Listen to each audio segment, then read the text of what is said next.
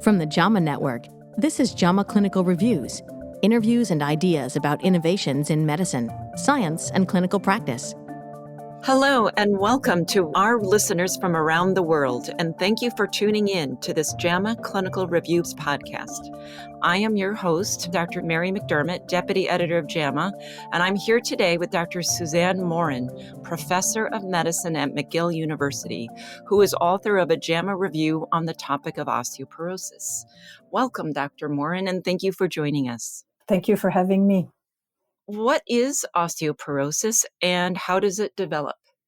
Osteoporosis is a disease that is characterized by a low bone mass and by deterioration of the bone tissue, which leads to skeletal fragility and susceptibility to fracture, which means that the clinical consequence of osteoporosis is actually a fracture. Fractures, which of course have serious consequences, including pain, reduced mobility, increased morbidity, and mortality. It develops usually in the older adult after the age of 50 or so, where bone formation is reduced compared to bone resorption, leading to this deterioration in bone mass. And this acceleration of bone loss usually occurs in women after menopause, for example, in men and women also as they age, or if there are certain chronic conditions such as chronic kidney disease, liver disease, which may also affect bone health. Who's at risk for osteoporosis aside from those with kidney disease and liver disease? Right. So osteoporosis actually affects both men and women. In fact, it is a very common condition. It is said that approximately 54 million Americans and over 200 million people worldwide actually live with osteoporosis. In terms of fractures, which is, as mentioned, the clinical consequence, so we know that 1 in 3 women and 1 in 5 men over the age of 50 will suffer a osteoporotic-related fracture in the remaining of their lifetime.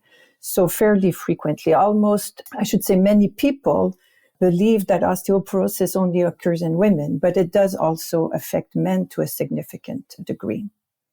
And can you talk about other risk factors that clinicians should be looking out for? Sure.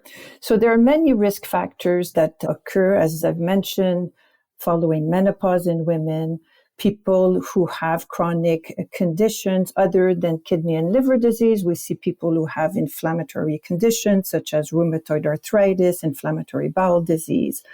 Others who have to use medication that may have an impact on bone health, such as glucocorticoid or medications we take for the treatment of breast cancer or prostate cancer. Those who have very low body weight, or also those who are very sedentary, for example. And who should be screened for osteoporosis? There are many clinical guidelines. Usually, most countries have their own clinical guidelines. So most clinical guidelines recommend that people over the age of 50 undergo clinical screening first. The clinician would inquire about the presence of clinical risk factors, such as those that I have mentioned previously. In those who have clinical risk factors, certain countries recommend that people undergo bone mineral density test that's done via DEXA scan. And this bone mineral density measurement will allow for the refinement of understanding how bone health is actually represented in this particular patient. The U.S. Preventive Services Task Force recommends that in women over the age of 65, there be universal screening by doing a bone mineral density measurement for the prevention of osteoporotic fractures. So if you identify such a person with a very low bone density, this may help you and refine their risk assessment to see whether they may need treatment. They also recommend that postmenopausal women under the age of 65 also undergo a bone mineral density, however, only in those who have clinical risk factors, such as those that I've mentioned before. In men, certain clinical practice guidelines recommend that they follow the same type of screening as for women. However, the U.S. Preventive Services Task Force said that there are not enough data to support screening in men due to the lack of research in that area.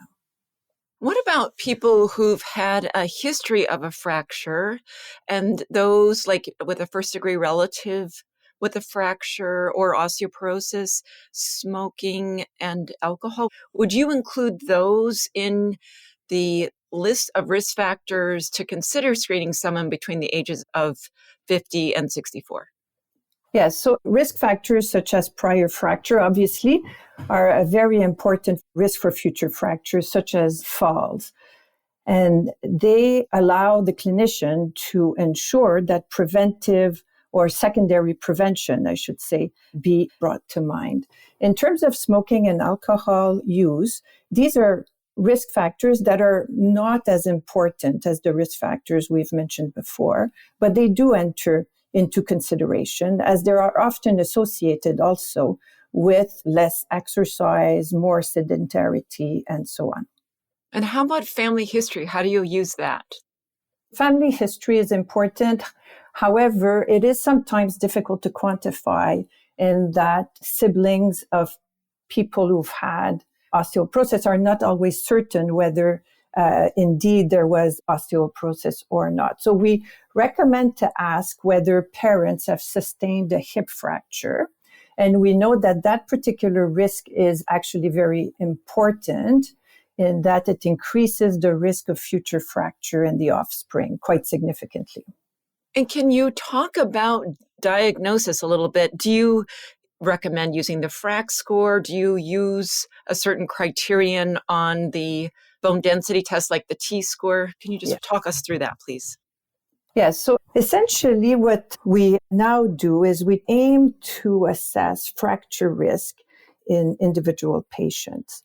And so the diagnosis of osteoporosis could be one that is a clinical diagnosis or one that is made on the basis of bone mineral density. So I'll take those in turn. So a clinical diagnosis of osteoporosis can be made when someone has sustained either a fall-related hip fracture or vertebral fractures or multiple low-trauma fractures. These are fractures that are typically associated with skeletal fragility. Osteoporosis is also diagnosed on bone mineral density measurement in that if the T-score is less than, equal or less than minus 2.5, this particular bone density is categorized as being osteoporotic in nature.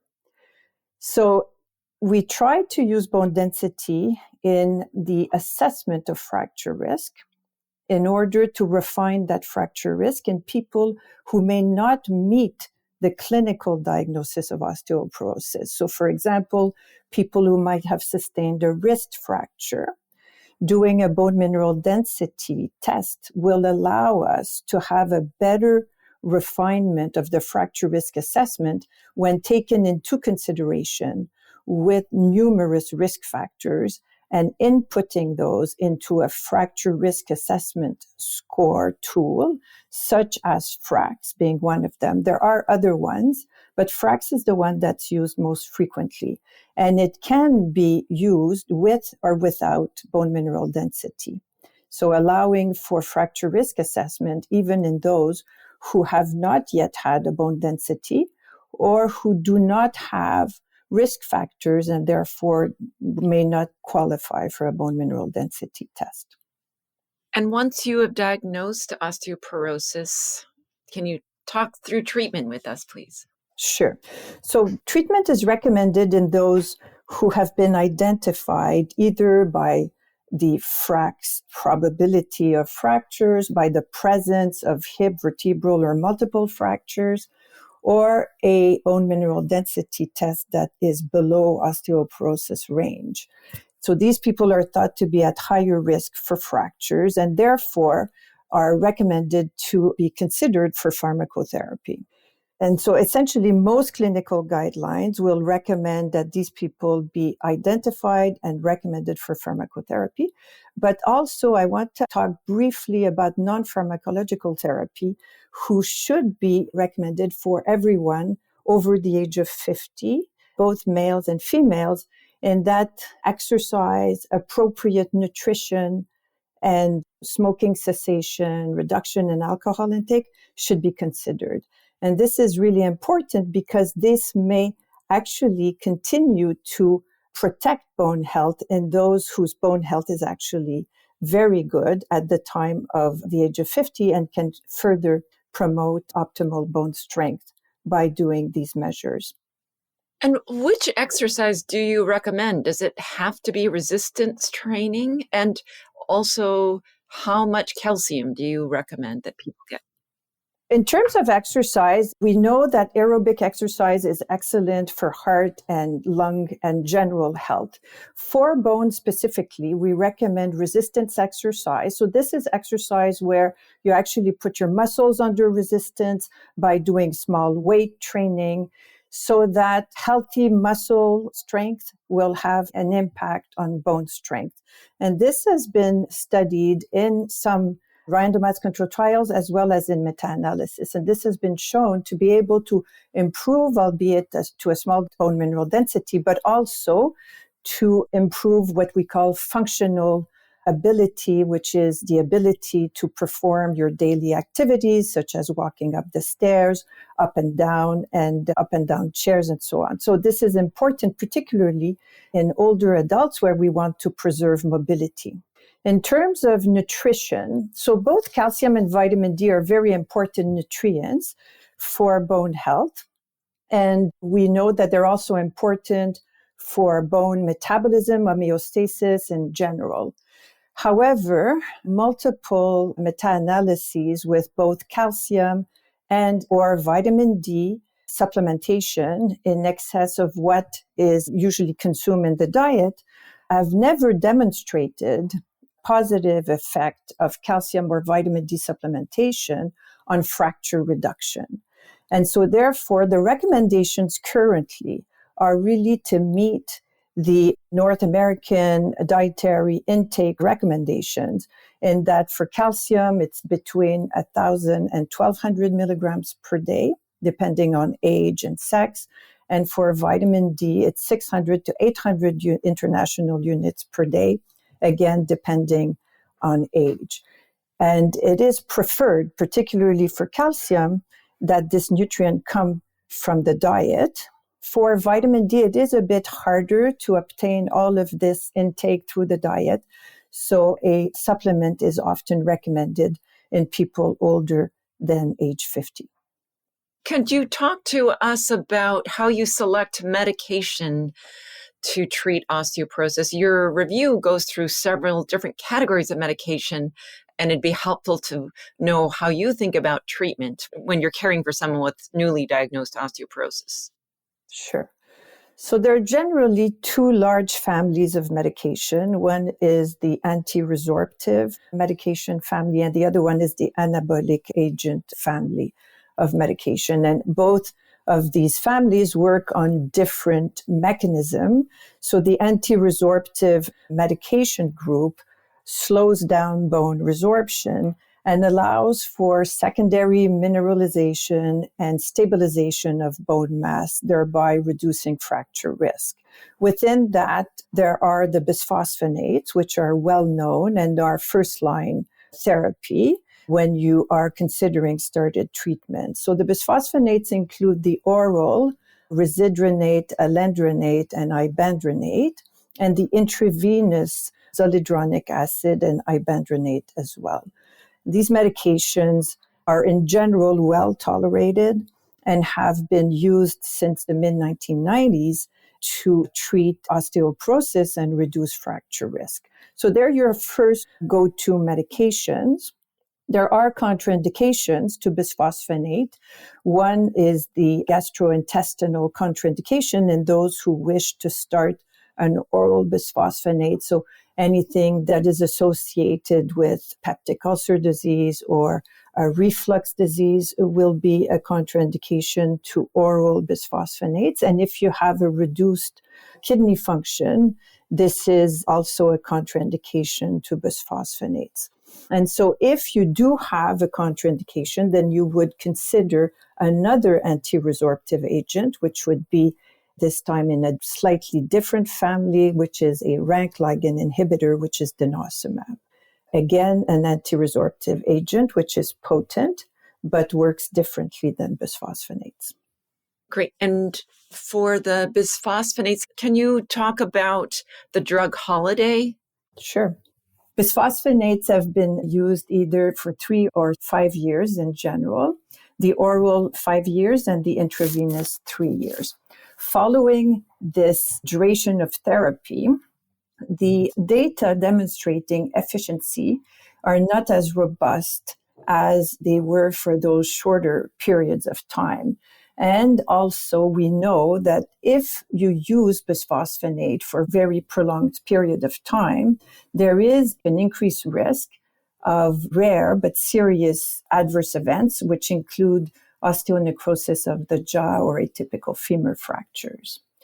Although these are very rare, there is an increased risk, and therefore, since the benefits versus the harms in long-term use of bisphosphonate are less, then we recommend in general that in those who have not had a fracture, whose bone density has stabilized, and in general who have no new risk factors, that a drug interruption or a drug holiday, as is better known, of bisphosphonate is actually considered. This drug holiday can last anywhere from 1 to 3 years, depending on the medication that was used initially, and then can be resumed if the risk for fracture increased, if the bone density has gone down significantly, or if there's a new clinical risk factor, for example. And can you talk about whether we should then be following bone density tests for people on bisphosphonates? So bone mineral density is often done serially, meaning that we will measure it at the beginning of treatment and then later on, usually at 3 years interval, to look at the response of the patient to the medication. It has been shown that there is an association with the improvement or lack thereof in bone density with reduction in fracture rate. So those who have an improvement in bone density, which is significant, will have lower fracture risk than those whose bone density stays the same or goes down. Now, in terms of whether we have to do a bone density, it depends on patient preference. It depends also on access to bone mineral density test and whether the patient clinically is responding to treatments such as having no further fractures, being able to adhere to the treatment regimen, and no new risk factors have appeared. Therefore, the medication in most patients will result in an improvement in bone strength, which is usually seen by a reduction in fracture risk. What is considered a meaningful change, improvement, or decline in bone density result?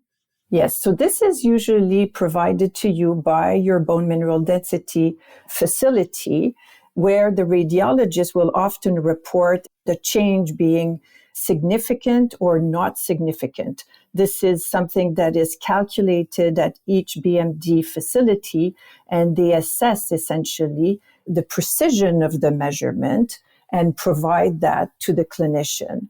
Usually we look at approximately a 3% change at the lumbar spine and between 5 to 6% change at the hip. And then can you speak about the anabolic therapies?